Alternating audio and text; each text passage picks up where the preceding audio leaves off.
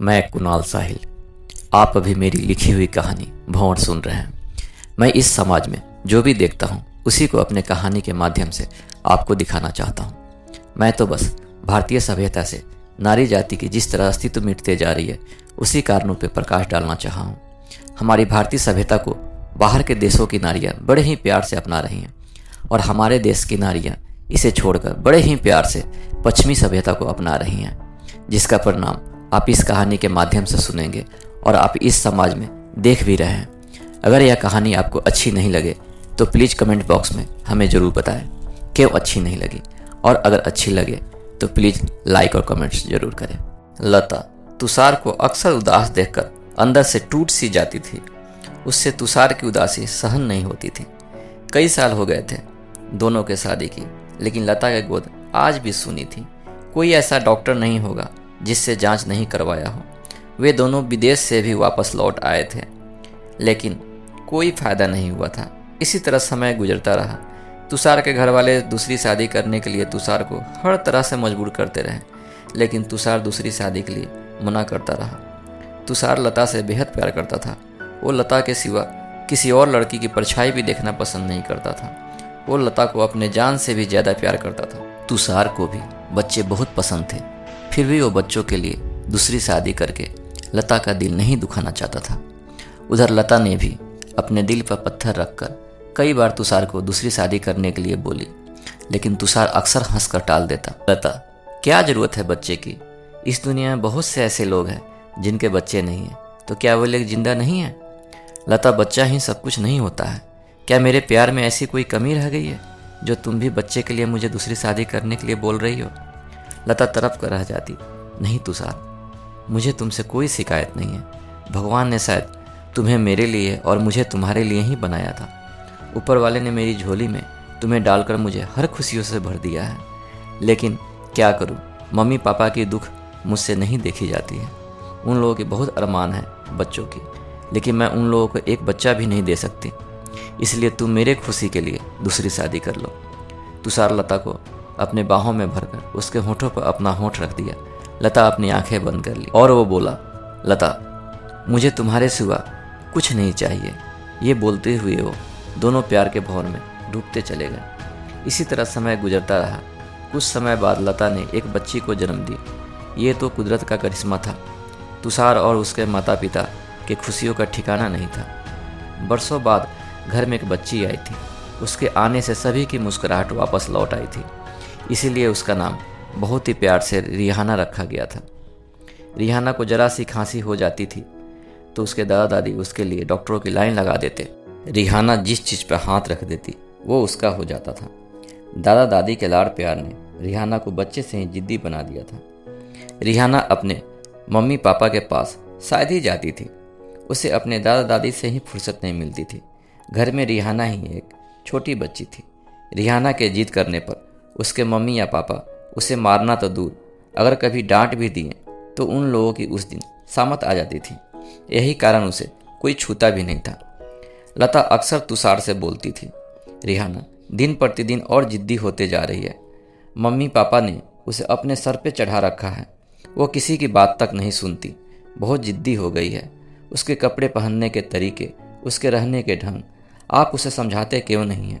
लता, जब वो तुम्हारी बातें नहीं सुनती तो मेरा क्या सुनेगी? तुम तो जानती हो मम्मी पापा का वो जान है। उसे जरा सा डांटने या बोलने का मतलब है घर में तूफान को दावत देना। तुम पढ़ी लिखी और एक समझदार औरत के साथ साथ तुम एक समझदार पत्नी भी हो जो मेरे जैसे मनचले को संभाल सकती है। तो क्या तुम रिहाना को नहीं संभाल सकती? क्या तुम एक अच्छी माँ नहीं बन सकती हो? तुषार मक्खन लगाते हुए बोला। लता समझ गई और शर्माते हुए बड़े ही अदा के साथ बोली, चलो जी, आप भी बहुत अच्छे मक्खन लगाने लगे हो। आपको तो हर वक्त मजाक ही सूझता है। आपको तो रिहाना की थोड़ी भी चिंता नहीं है। तुषार लता को अपने बाहों में भरकर उसे बिस्तर पर लिटाते हुए बोला, लता, हमें चिंता करने की कोई ज़रूरत नहीं है। अभी मम्मी पापा जिंदा हैं। वे लोग रिहाना के लिए गलत नहीं सोचेंगे। तुषार लता को बाहों में भरते हुए बोला, आज तुम्हें देखकर पता नहीं क्यों मैं अपने होशो हवास खोता जा रहा हूँ। आज तुम पहले से भी खूबसूरत लग रही हो। लता मुस्कुराकर अपनी आंखें नीचे झुका ली और दोनों एक दूसरे के बाहों में धीरे धीरे समाते चले गए। रिहाना अब बड़ी हो गई थी उसके हुस्न के चर्चे पूरे मोहल्ले में होने लगे थे। रिहाना के हुस्न और उसकी अदा को देखकर वहाँ के मनचले लड़के उसके दीवाने थे। रिहाना की एक झलक देखने के लिए वो लोग दिन भर उसके गली के चक्कर लगाते थे, लेकिन रिहाना काम से ही घर के बाहर कदम रखती। रिहाना हंसमुख और जिद्दी किस्म की थी, लेकिन दिल की बहुत अच्छी लड़की थी। किसी से भी बहुत जल्द घुल मिल जाती थी। एक दिन राज अपने साथियों के साथ कॉलेज के ग्राउंड में बैठकर उनसे बातचीत कर रहा था। तभी सामने से आती हुई एक हसीन लड़की पर उसकी नज़र पड़ी। वो आसमानी रंग की टाइट टी शर्ट और काला रंग की टाइट फिटिंग जींस पैंट पहन रखी थी, जिसके कारण उसके स्तन बाहर को आ रहे थे। उसके काले लंबे सिल्की बाल खुले थे जो हवा में लहरा रहे थे, जिसे बार बार झटका देकर उसे पीछे की तरफ संभाल रही थी। उसकी बड़ी बड़ी काली आंखें उसके चेहरे की सुंदरता को और भी बढ़ा रही थी। उसके होंठ गुलाब की पंखुड़ियों की तरफ पतली और हल्की गुलाबी, जो उसके चेहरे में और भी चार चांद लगा रही थी। उसकी गुलाबी गाल, हाय! राज उसे देखता ही रहा। तभी उसके साथियों ने राज को झटका दिया तो राज जैसे ख्वाब से जागा हो ऐसे अपने साथियों की तरफ देखने लगा। तभी राहुल उसे देखकर बोला, दोस्तों ये तो इस लड़की के चक्कर में गया। राज अपने साथियों के साथ जाकर उस लड़की के सामने खड़ा हो गया, जिसकी कल्पना भी उस लड़की ने नहीं की थी। फिर भी वो लड़की अपने आप को संभालते हुए वहीं रुक गई। तभी राज के साथियों ने उस लड़की के साथ रैगिंग करने लगे। राज चुप खड़ा होकर उसके चेहरे को देखता रहा। किसी ने पूछा, तुम्हारा नाम क्या है? तो उस लड़की ने जवाब दिया, जी रिहाना, हकलाते हुए बोली थी। फिर दूसरे ने बोला रिहाना की नकल करते हुए, बहुत अच्छा नाम है जी आपका। रिहाना जी, आपके नाम का क्या मतलब होता है? इस बार रिहाना मुस्कुराकर बोली, जी मीठी खुशबू या मीठी महक भी आप कह सकते हैं जी। तभी राज अपने दोस्तों को मना करते हुए बोला, जाने दो यारो। और राज रिहाना से अपने दोस्तों का परिचय कराते हुए बोला, ये मेरे दोस्त राहुल, अजय, मनीष, आशुतोष, मानसी, मोना, मलिक और ये पायल है। रिहाना सभी को हाय बोलते हुए बोली, और आपका नाम? राज घबरा गया। वो इसकी कल्पना नहीं किया था, क्योंकि अक्सर लड़कियां पहले दिन घबराई रहती हैं। फिर भी राज संभलते हुए बोला, मैं राज। बहुत ही मुश्किल से वो बोल पाया था। उसकी गला सूख गया था। वो किसी तरह थूक को निगलते हुए बोला था, अच्छा नाम है आपका। रिहाना जिस अदा के साथ राज के तरफ देखते हुए बोली थी, ये देख राज सकुचा गया था। और इसी तरह बहुत ही जल्द रिहाना उन लोगों की अच्छी दोस्त बन गई। प्रतिदिन क्लास खत्म होने के बाद सभी कॉफ़ी हाउस में पहुंच जाते और वहीं कॉफ़ी की चुस्की के साथ उन लोगों की हंसी मजाक चलती। रिहाना जब भी राज की तरफ देखती वो उसे ही एकटक देखते रहता। जब उन लोगों की निगाहें आपस में टकराती तो राज अपनी निगाहें चुराने की कोशिश करने लगता। तब रिहाना मुस्कुरा देती। राज रिहाना की मुस्कुराहट को देखकर मदहोश हो जाता, लेकिन कुछ बोल नहीं पाता था। कई बार राज हिम्मत जुटाकर रिहाना के पास भी गया, लेकिन फिर वापस लौट आता। वो बोलने की हिम्मत नहीं जुटा पाता था। रिहाना राज के भावनाओं को समझ गई थी, लेकिन वो कुछ नहीं बोलती थी। इसी तरह समय गुजरता रहा। रिहाना जिस तरह के कपड़े पहनती थी उसे नहीं पहनने के लिए लता हमेशा उसे डांटती थी, लेकिन रिहाना तो बचपन से ही छोटे छोटे कपड़े पहनते आई थी। ज़्यादातर जीन्स पैंट और टी शर्ट, नहीं तो जो भी ड्रेस सिनेमा में देख लेती वही पहनती। इसी पर दोनों माँ बेटी में अक्सर झगड़े होते रहते। लता किसी बात पर रिहाना को डांटती तो रिहाना वहाँ से अपने दादी के गोद में जाकर बैठ जाती। उसके बाद किसकी हिम्मत जो उसे कुछ बोल दे। लता बेचारी चुप रह जाती थी। एक दिन रिहाना अपने दोस्त की शादी में जाने के लिए तैयार हो रही थी। तभी लता वहाँ आ पहुंची। रिहाना को अधनंग पारदर्शी ड्रेस पहने देख उसका खून खौल गया, लेकिन वो क्या कर सकती थी। इसीलिए वो प्यार से समझाते हुए बोली, बेटी इस तरह के कपड़े लड़कियों को शोभा नहीं देता है। जो भी देखेगा वो तुम्हें एक अच्छा लड़की नहीं समझेगा। लेकिन माँ की बातों पर ध्यान देना रिहाना के फितरत में कहाँ था। वो मुस्कुराते हुए वहाँ से चली गई। इधर लता रिहाना के बारे में सोच सोचकर परेशान थी, क्योंकि रिहाना अब जवान हो गई थी। उसे इस जालिम जमाने से कैसे महफूज रखे उसे कुछ समझ में नहीं आ रहा था। रिहाना लगभग रात के 2-3 बजे ही शादी से वापस लौट आई और अपने कमरे में जाकर लेट गई। लता को कुछ अजीब सा लगा। ऐसा पहली बार हुआ था कि रिहाना किसी के शादी से वापस जल्दी आई हो और आकर चुपचाप अपने कमरे में चली गई हो। लता पीछे से रिहाना के कमरे में गई। रिहाना अपने बेड पर लेटकर रो रही थी। उसके सर पर जब लता ने प्यार से हाथ रखा तो रिहाना उठकर लता के गले से लिपटकर जोर से रोने लगी। सॉरी मम्मा, मैं आपकी बात नहीं मानती थी, मुझे माफ़ कर दो। मैं अब कभी भी आपकी बातों को नहीं टालूंगी। आप जो कहोगी मैं वही करूंगी। लता ने रिहाना को अपनी बाहों में लेते हुए बोली, बेटी मुझे तुमसे कोई शिकायत नहीं है, तुम ही तो एक मेरी अच्छी बेटी हो, बड़ी होकर तुम सब समझ जाओगी। और उसके माथे को चूमते हुए बोली, अब तुम सिर्फ रोओगी या कुछ बताओगी भी? मम्मा, मैं अपनी एक दोस्त की शादी में गई थी, वहाँ सबकी निगाहें मेरे पर ही थी। आप यूँ कह सकती है मैं उस महफिल की शान थी। जिधर जिधर मैं जाती थी उधर उधर ही लड़कों की जमघट लग जाती थी।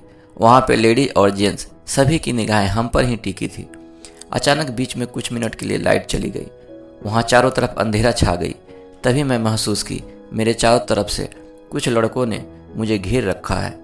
उसी में से किसी ने बोला, मेरी जान एक रात की क्या लेती हो? तभी दूसरे ने बोला, छोड़ो यारो, किस लिए रेट पूछकर समय गंवा रहे हो? इस लड़की के लिए तो मैं मुँहमांगी कीमत देने को तैयार हूँ। इसके हुस्न तो खुदा ने बड़े ही फुर्सत में बैठकर तराशा है। ऐसे लग रही है जैसे स्वर्ग लोक से कोई अप्सरा उतर आई हो। इसके कमर के बीच के हिस्से को देखो, हाय क्या इसके पट हैं। इसके स्तन के उभारों को देखो, हाय बिना शराब को हाथ लगाए ही ऐसी नशा चढ़ गई है, अब ये कमबख्त उतरने का नाम नहीं ले रहा है। तभी लाइट आ गया और वो लोग मेरे पास से हट गए, लेकिन उन लोगों की निगाहें हर पल मुझे ही घूर रही थी। उन लोगों के इरादे कोई अच्छा नहीं लग रहा था। सभी आपस में कुछ अजीब सी बातें कर रहे थे। तभी मैं चुपके से किसी तरह उन लोगों की निगाहों से बचकर उस हॉल से बाहर निकली और पीछे के दरवाजे से होकर मैं वहां से चली आई। लता रिहाना को प्यार करते हुए बोली, बेटी ये दिन तुम्हें नहीं देखना पड़े, इसीलिए मैं तुम्हें अक्सर ऐसे कपड़े पहनने से मना करती थी। बेटी लड़कियों को अपनी सीमा नहीं भूलनी चाहिए। नारी जाति कपड़ों में ही अच्छी लगती है, नहीं कि जिस्म की नुमाइश में। लेकिन आजकल की लड़कियां तो छोटे छोटे कपड़े पहनकर जिस्म की नुमाइश कर खुद को हाई प्रोफाइल दिखाना चाहती हैं। उन्हें ये नहीं पता कि कम कपड़े को पहनकर मर्दों को खुद ही काम उत्तेजक बनाती हैं। आजकल तो जांघों, स्तनों के उभारों को, कमर के बीच के हिस्से और नितंब के उभारों का प्रदर्शन करना तो जैसे लड़कियों का फैशन हो गया है। लेकिन वो ये नहीं जानती वो किस भंवर में धंसते जा रही हैं। यही कारण है आजकल के लड़कियों को कहीं भी कभी भी अपना सब कुछ खोना पड़ रहा है। यही पहले की नारी जब अपनी सीमा में रहती थी तो शायद ही ऐसी बातें सुनने को मिलती थी। लेकिन आजकल तो कहीं ना कहीं हर पल कोई ना कोई लड़की या औरत इस जुल्म की शिकार हो रही है। कहीं कहीं इसमें दोष दोनों का होता है और कहीं तो मनचले लड़के अपने बाप के नाम और शोहरत के बल पर शराब और पैसों के नशे में, और कहीं लड़कियां या औरतों के अधनंग ड्रेस ने न जाने क्यों आज के समय में लड़की या औरतों को सादगी क्यों नहीं भाती है। खुद तो वो अपनी सब कुछ गंवाती ही हैं, साथ में अपने परिवार के लिए एक समस्या खड़ा कर देती हैं। लता रिहाना को समझाते हुए अपनी पुरानी यादों के समुद्र में डूबते चली गई। आखिर लता ने रिहाना को अपने बारे में क्या बताया जिसे सुनकर उसके पैरों तले जमीन खिसकते नजर आने लगी। जानने के लिए इसका अगला भाग भंवर 2 जरूर सुने। और हाँ, जाने से पहले चैनल को लाइक और सब्सक्राइब जरूर करें। धन्यवाद।